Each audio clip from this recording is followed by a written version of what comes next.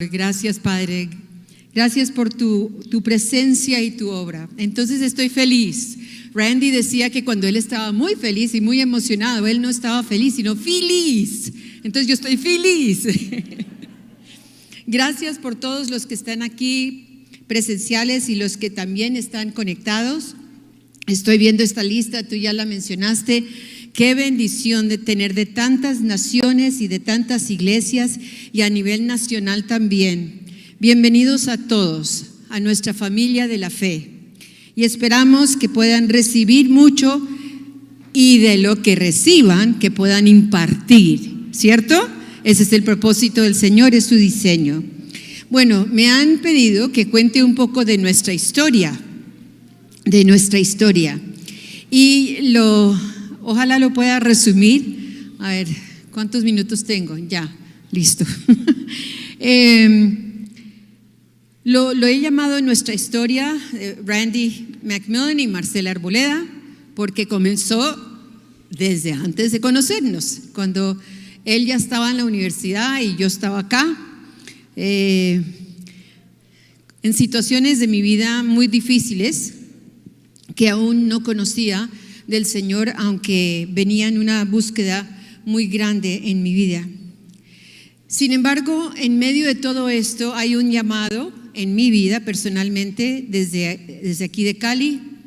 Luego me gano un concurso, me llevan a Inglaterra con mamá, fueron 2 tiquetes, nos fuimos para Inglaterra, terminamos todos los compromisos de ese concurso.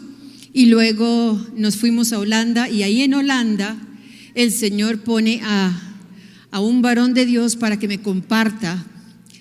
No entendí aquí en mi mente lo que él me decía, porque yo argumentaba que sí, que yo ya había nacido de nuevo, pero en mi espíritu el Señor me flechó del todo, y a partir de ese día con mamá y un tratadito que me regalaron, que tampoco entendía nada, pero yo lo leí y le dije: mamá, esto es lo que estamos buscando. Pero vuelvo y repito, aquí no sabía, sino en mi corazón. E hicimos la oración de salvación. Eso fue en 1971, a finales del 71. No, a ver, por este lado están muy atrevidos. 1971, pero yo era muy chiquita, por supuesto. Bueno, Randy, por su lado, en el mismo año, en 1971, él fue levantado en una familia cristiana. Su abuelo fue el pastor de la iglesia de ellos por 30 años. Tenía unas bases mucho más fuertes que las mías. Sin embargo, él no estaba viviendo para el Señor en esa época de su vida, y se van un poco de muchachos de la universidad en el descanso que hay allá, es en marzo, y en ese viaje, mientras están en una van viajando, el Señor le habla y él tiene un encuentro personal con el Señor. 71, el mismo año. Lo llama al ministerio. Randy no entiende, porque lo último que él está pensando es que le va a servir a Dios. Estaba en otro camino, y luego hay muchos detalles que tomaría mucho tiempo decir, pero el Señor le dice que tiene que volver a la universidad, porque él ya después se convence que le va a servir al Señor, y ya le dice a su papá: olvídese de la universidad, yo no voy a volver, yo voy a servir al Señor toda mi vida. Y el papá le dice: no, señor, primero va a terminar la carrera y después sí hablamos.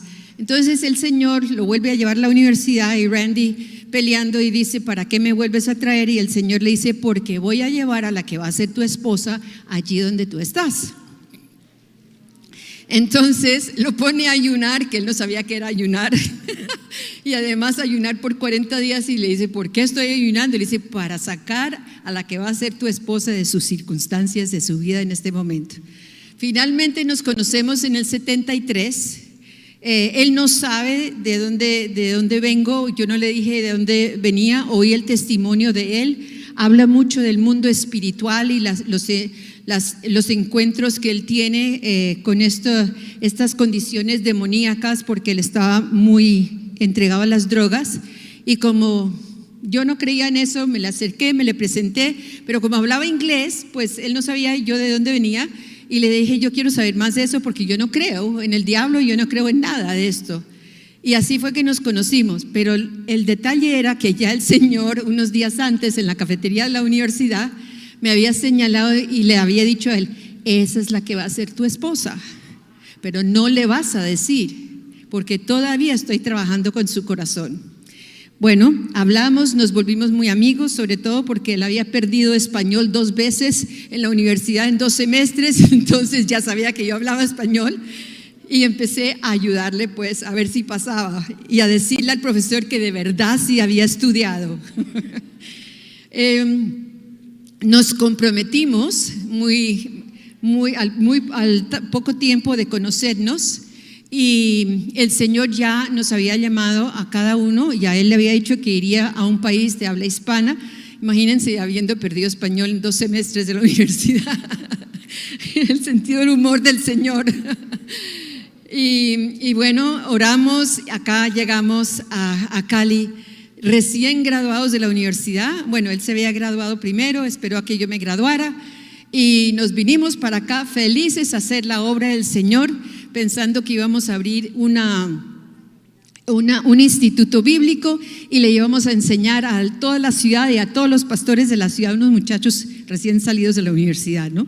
Les íbamos a enseñar de la persona del Espíritu Santo, porque fue la misión que Dios nos dio, que fuéramos y presentáramos la persona del Espíritu Santo. Ojalá nos hubiera dado un manual el Señor, hubiera sido mucho más fácil, pero no fue así. La verdad fue que el Instituto Bíblico no empezó hasta los 9 años más tarde, y mientras tanto fueron los tratos del Señor, y aprendimos unas lecciones muy valiosas en lo que significa el desierto de Dios, muy valiosas. Ahora lo digo, ¿no? La misión era presentar a la persona del Espíritu Santo, y pensará: ¿pero por qué la persona del Espíritu Santo? Entonces quiero dar un poquitico de historia para los que han entrado a este mover que el Señor ha traído a nuestra ciudad, a nuestra nación, a las naciones, y que quizás no sepan que esto no siempre era como lo vivimos ahora. ¿Qué sucedió?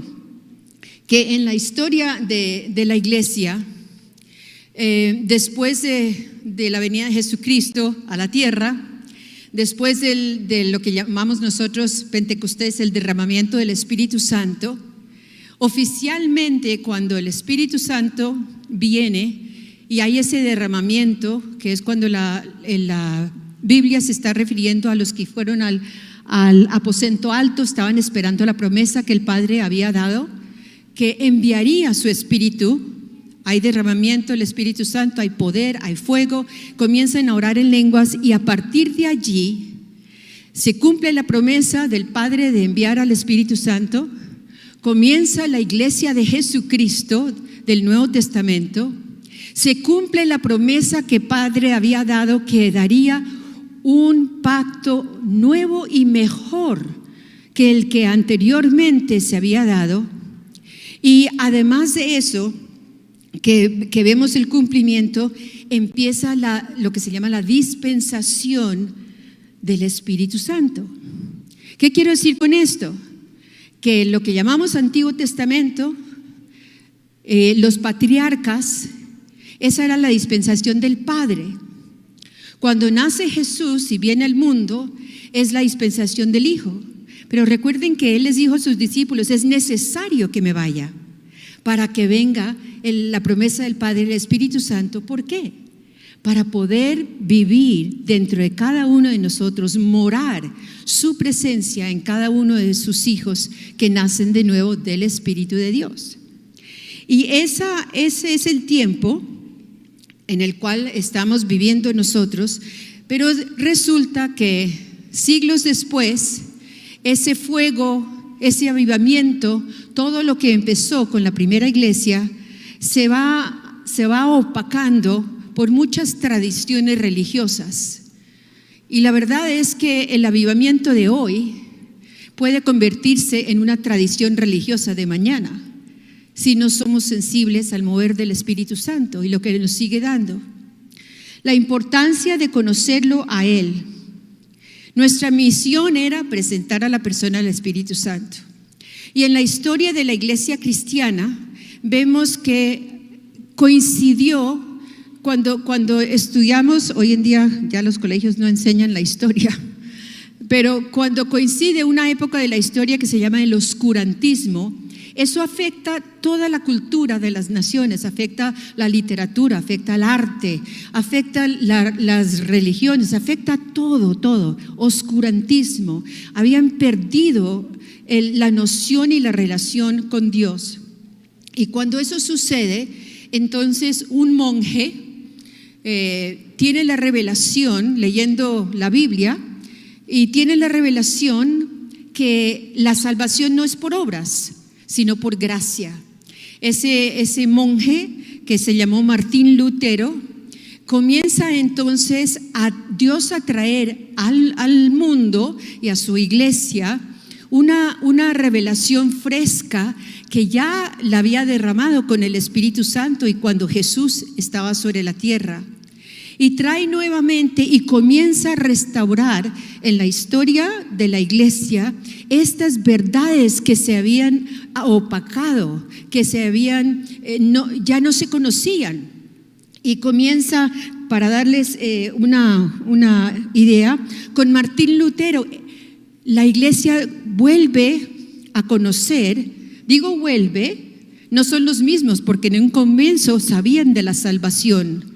Sabían que la salvación no era por obras, que había sido por la obra de Jesucristo en la cruz y la resurrección de Él. Pero ya la iglesia cristiana no conocía esto, ya no lo enseñaban. Y vuelve el Espíritu de Dios a traer estas verdades tan fundamentales para la iglesia de la salvación a través de un hombre como Martín Lutero, de la santificación, de la vida santa a través de los hermanos Wesley. O sea, Martín Lutero fue en los años 1500, los hermanos Wesley entran con la santidad que también se había perdido en 1700, o sea, 2 siglos más tarde, la sanidad con A.B. Simpson, un siglo más tarde, y así el Espíritu Santo va trayendo estas verdades a la iglesia y se van volviendo una revelación, porque la iglesia, como les digo, había perdido esto. Cuando ya en 1900, a comienzos de 1906, hay un avivamiento en Estados Unidos. En la calle Azusa, se llama Azusa, en el estado de California, y hay un avivamiento muy grande, y a partir de ahí comienza otra vez a experimentar el bautismo del Espíritu Santo, que vuelvo y digo, se había perdido en la iglesia. Después de ese tiempo, también en los años del 1900, entra la adoración y la imposición de manos. Pero fíjense que yo les estoy hablando de cosas que para nosotros son, quizás diríamos como esa expresión que usamos aquí, pan diario. O sea, siempre hacemos eso, lo conocemos. Esta noche estuvimos adorando, estaban imponiendo manos también, pero esto se había perdido, recuerden. Entonces el Espíritu Santo vuelve y trae esto y habla de la lluvia tardía. Entonces el cuerpo de Cristo vuelve a tomar ese concepto de la iglesia local, no una religión, sino todos los creyentes y la iglesia local de una ciudad. Y ese concepto vuelve como en los años 1967. Todo esto es ¿por qué? Porque nuestro Dios es un Dios de pactos. Y Dios, cuando promete, lo cumple. Y la palabra de Dios dice, Él no es hombre para mentir. Cuando me refiero a un pacto, es una promesa que Dios hace a sus hijos.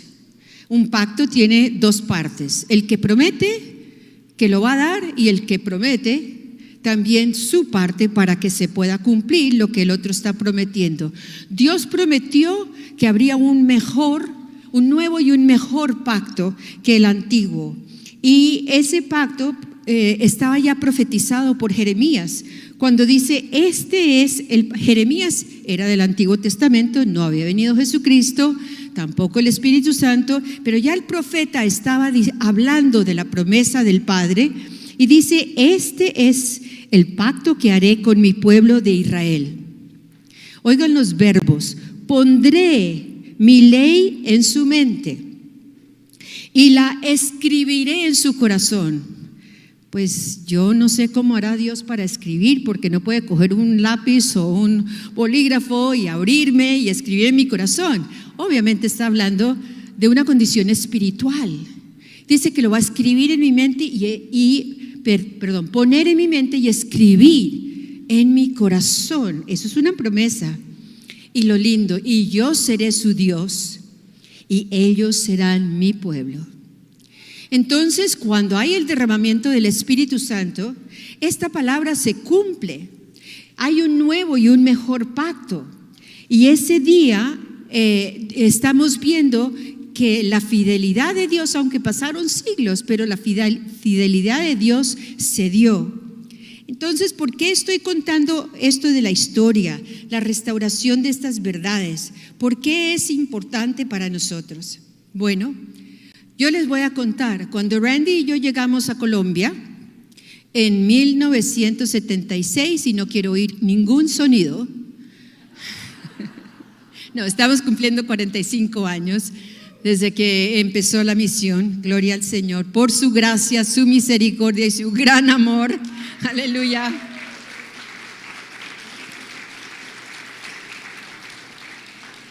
Ese año que llegamos en el 76, nació la Iglesia Comunidad de Fe. No se llamaba Comunidad Cristiana de Fe. Anécdota, muy chistoso.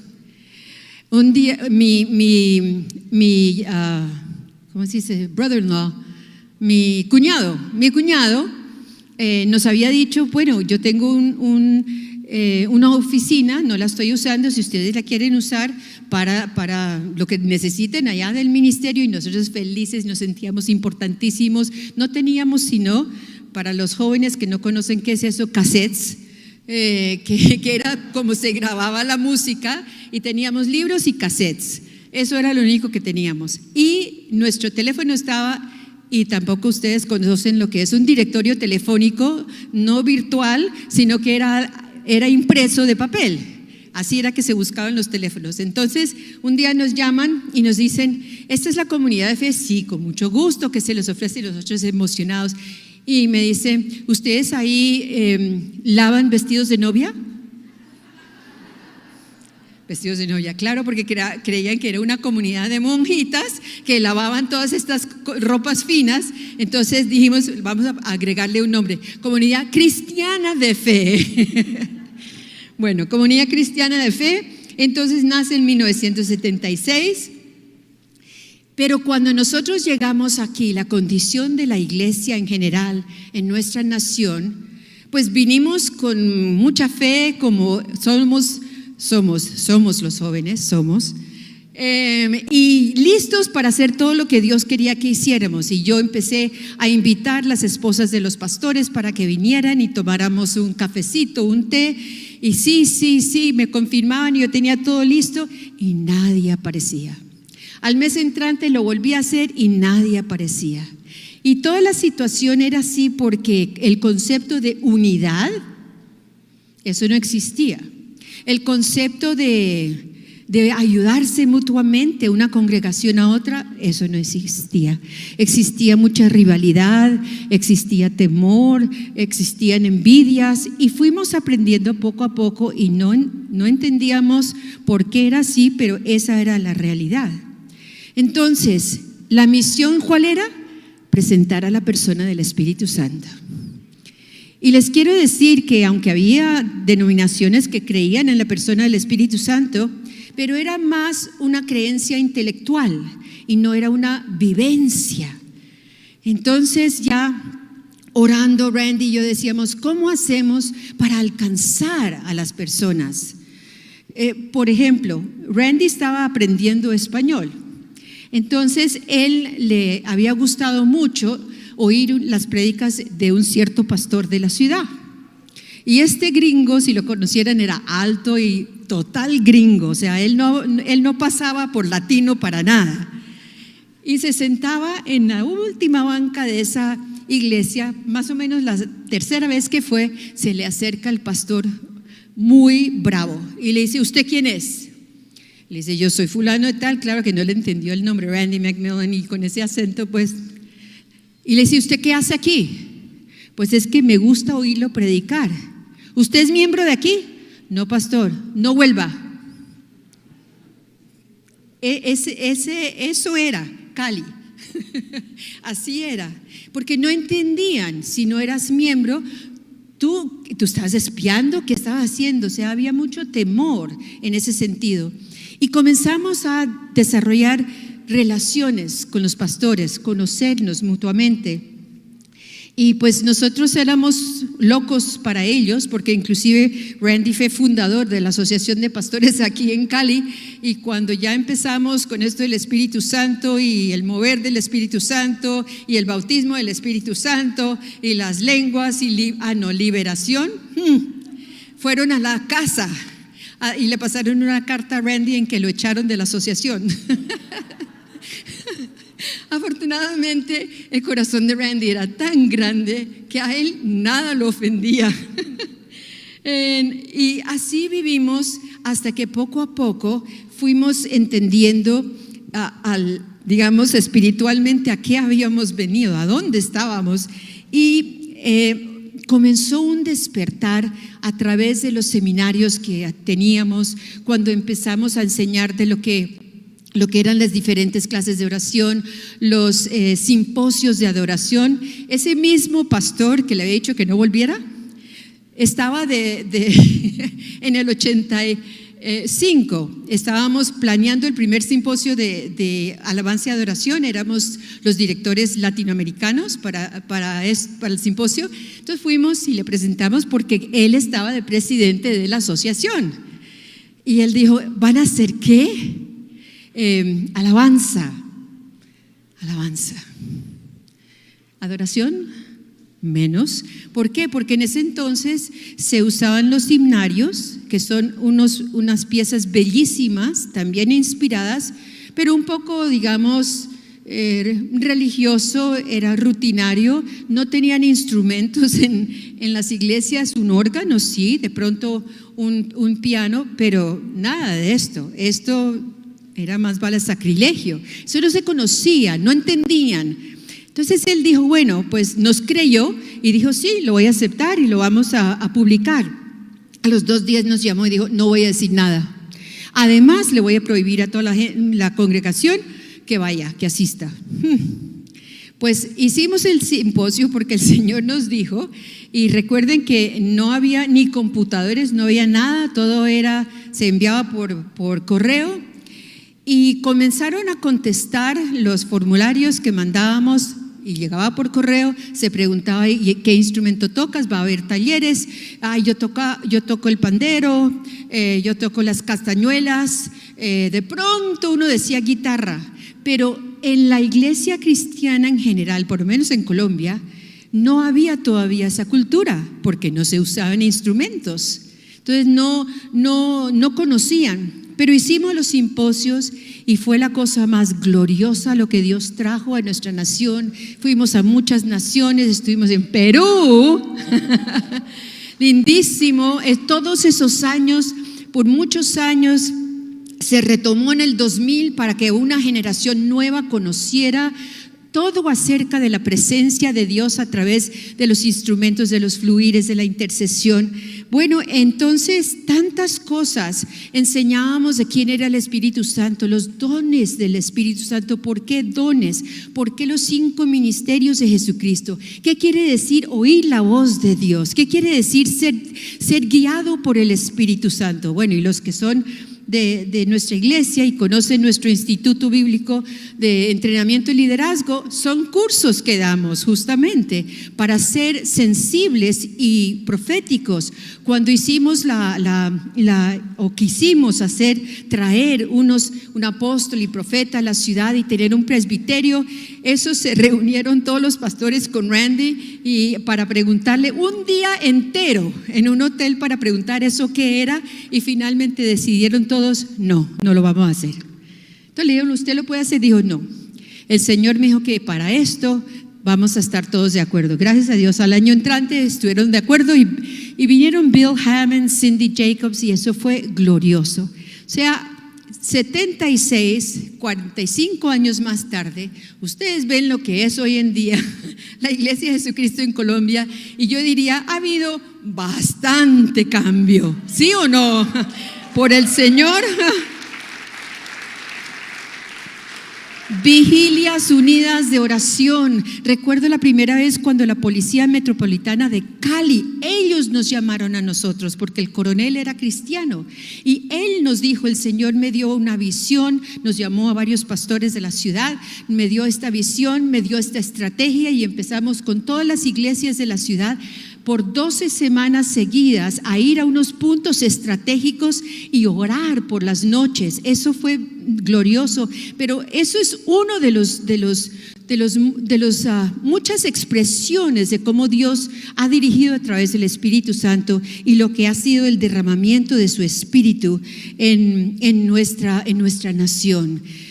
Es para agradecerle al Señor, y entonces con esto se termina un poco de esta parte de la historia que les quería decir. Colombia no era así, Cali no era así, pero hoy en día vemos cómo por la misericordia de Dios ha habido tanto cambio. Uno no oía a las personas bendecir a otros. Cuando voy a un almacén o algo, entonces o en cualquier lugar y le digo, Dios lo guarde, muchas gracias, y te contestan amén, te dicen lo mismo, Dios lo bendiga. Eso no se oía, más vale lo miraban a uno raro. Pero hoy en día no es así. Ya hay generaciones que se están levantando en los caminos del Señor y que ya están entendiendo que no es solo venir a la iglesia, no es solo venir a una reunión, no es donde Dios te tenga, si estás estudiando, si estás trabajando, donde te tenga en ese lugar, tú eres un mensajero del Señor por el Espíritu Santo, por su fuego, su poder, su revelación. Por eso este congreso es tan importante para nosotros, porque la verdad es que este 10º Congreso de Misiones, que se llaman Señales, estamos honrando a la persona del Espíritu Santo, honrando lo que es Él, lo que Él hace. ¿Qué sería de nosotros sin la guía de Él, sin la revelación de Él, sin que Él nos reargulla? Si Él no nos reargullera, pues no podríamos vivir la vida que Dios nos ha llamado a vivir. Entonces es tan importante este congreso para seguir dando a conocer al Espíritu Santo. Este es el tiempo en que estamos viviendo. Y mientras yo escribía estas notas y veía cómo fue hace 45 años cuando llegamos a un total desierto, literalmente, cuando llegamos yo lloraba y le decía, pero Señor, ¿cómo nos has traído aquí a hacer todo lo que nos has dicho? Pero ¿cómo? Si nadie quiere oír. Hoy ya no es así. Estas generaciones que se están levantando pueden decir que tienen amistades que conocen del Señor, pero cuando nosotros vinimos acá y cuando yo me levanté aquí, eso no existía para nada. Es la gracia del Señor. Son tiempos, y estos tiempos que empezaron pues para nosotros que vimos ese cambio hace 45 años que empezó, hay ciclos. El Señor funciona así, con ciclos. Él trabaja con ciclos, y hay promesas y hay palabras proféticas que dicen que hay un derramamiento aún que viene sobre Colombia. Cuando vinieron a hacer un video aquí, Transformaciones, cuando vino George Otis Jr., él oyó acerca de algo que estaba pasando en esta nación, que estaba trayendo transformación. Lo que estaba pasando era que por primera vez la ciudad se estaba uniendo en oración. Y eso fue tan grande y tan glorioso. Pero todo esto que ha pasado, aunque hablé de Randy y de mí que vinimos hace 45 años, esto no es el hombre, esto es solo Dios, que tenemos que obedecer lo que Él nos manda a hacer. Pero eso es solo Dios. Estas vigilias de nuestra ciudad y que ahora ya están por toda la nación, eso no empezó por obra de hombre, empezó, bueno, por obra de hombre sí, en que teníamos aquí un evangelista invitado y él nos canceló a último momento, obra de hombre, y entonces el Espíritu Santo mostró que no fuéramos a cancelar lo que teníamos ya planeado y que usáramos el Coliseo del Pueblo, donde teníamos todo ya organizado, y que todos los pastores de la ciudad que quisieran participar les iban a dar, y así fue. Les asignamos una franja de tiempo para que su iglesia dirigiera la alabanza, diera una enseñanza y ministraran. Y fue tan glorioso que de allí fue que nacieron las vigilias unidas de oración en nuestra ciudad. Así fue. Bellísimo. Entonces, yo quiero leer un salmo. Joan Sebastián, ¿dónde estás? Por aquí. ¿Listo por allí? ¿Te dieron mi razón? ¿Sí? Listo. Entonces, si pueden subir un momentico, gracias. Yo quiero leer un salmo bellísimo. Y saben que cuando yo estaba pidiéndole al Señor que me diera algo para compartir, para abrir este congreso, el Señor me dio un salmo. Y leí el salmo y me emocioné. Dije, pero ¿qué voy a sacar de aquí? No sé cómo, para dónde ir. Pero eso era el final de mi mensaje, solo que no lo entendía en ese momento.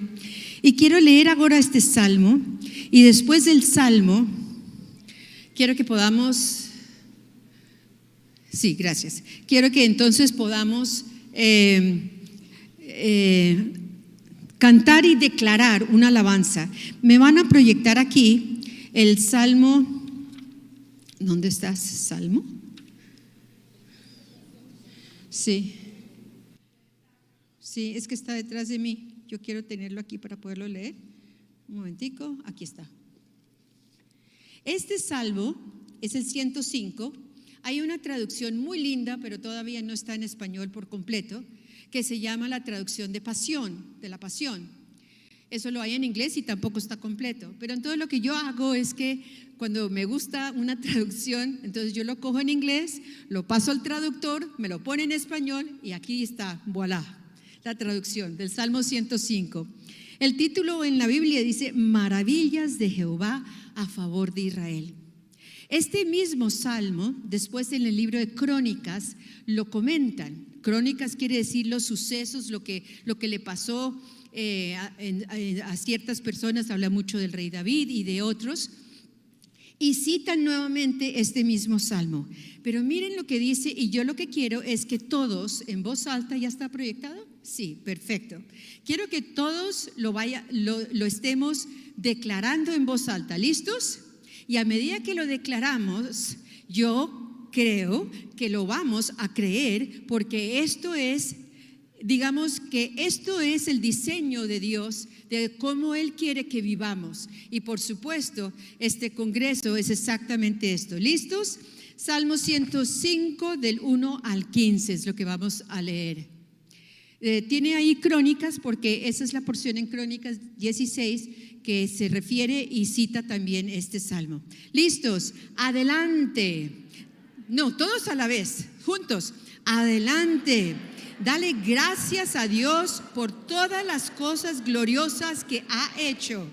Adelante, adórenlo. Cuéntale a todo el mundo sobre sus maravillas. Cantemos sus alabanzas. Canta y pon música a todos sus milagros. ¿Cómo les parece eso tan lindo? Pon música a todos sus milagros. Qué cosa más linda. Eso es como para hacer un estudio. Pon música a todos sus milagros. Sigamos. Resplandezcan y gloríen en él su gozo, amadores de Dios. Seamos felices y sigamos regocijándonos, pase lo que pase.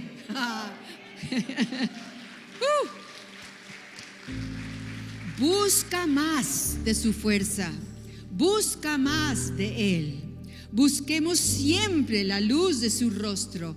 Nunca olvides sus milagros y maravillas. Guarda en tu corazón todos los juicios que ha decretado, porque ustedes son sus siervos, la verdadera simiente de Abraham, y ustedes son los elegidos, los hijos de Jacob, porque Él es el Señor nuestro Dios, y su sabia autoridad se puede ver en todo lo que hace. Porque aunque pasen 1000 generaciones, Él sigue siendo fiel a su palabra. Ha cumplido todas, algunas, todas las promesas que le hizo a Abraham e Isaac, y en esta otra dice ahí Jacob. Sus promesas se han convertido en un pacto eterno para Jacob, como un decreto para Jacob, y les dijo: les daré toda la tierra de Canaán por heredad. Eran muy pocos cuando Dios les dio esa promesa, y todos eran extranjeros en esa tierra. Vagaban de una tierra a otra y de un reino a otro. Sin embargo, ¿quién? Dios no permitió que nadie los tocara, castigando incluso a los reyes que vinieron contra ellos. Y Él les dijo: no se atrevan a poner una mano sobre mis ungidos y no hagan nada para herir a mis profetas. Entonces, maravillas, prodigios, ¿qué vamos a hacer? Creer, declarar. Y yo quiero cerrar este tiempo con esa canción que el Señor nos dio hace por ahí 45 años, que ya tiene muchas versiones, algunas tan horribles, pero bueno, si les gusta, que lo canten, porque se declara la palabra de Dios. Toda la tierra te adorará, aleluya, aleluya. Aclamamos a Dios, eso es del Salmo 66, aclamamos a Dios y declaramos que toda la tierra, mire, aquí estamos representando naciones de la tierra. Fíjense que me dijeron que estamos aquí de Estados Unidos, de Venezuela, de Francia, de Chile, de Perú, otros dos de Venezuela, que estamos aquí de la nación de Colombia, pues por supuesto, estamos representando las naciones de la tierra. Cuba, Cuba. Gloria al Señor. Bienvenidos a nuestros amados pastores. ¿Dónde están? Allí. Bienvenidos. ¿Ustedes se imaginan el esfuerzo que hicieron para venir acá? Para recoger fondos, para creerle al Señor, y Dios los trajo. Gloria al Señor. Aclamemos al Señor. Aclamad a Dios con alegría toda la tierra. Cantad la gloria de su nombre. Poned gloria en su alabanza. Dile a Dios. Cuán asombrosas son tus obras. Cuán asombrosas son tus obras. Toda la tierra te adorará. Toda la tierra canta tu nombre. De tus maravillas. Toda la tierra te adorará. Toda la tierra canta tu nombre.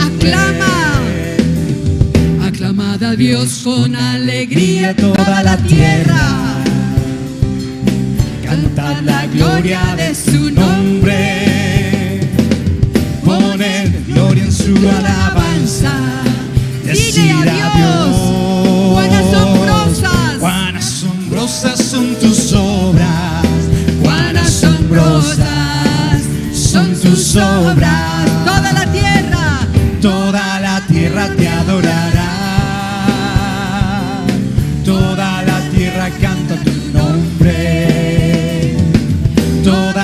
tierra te adorará.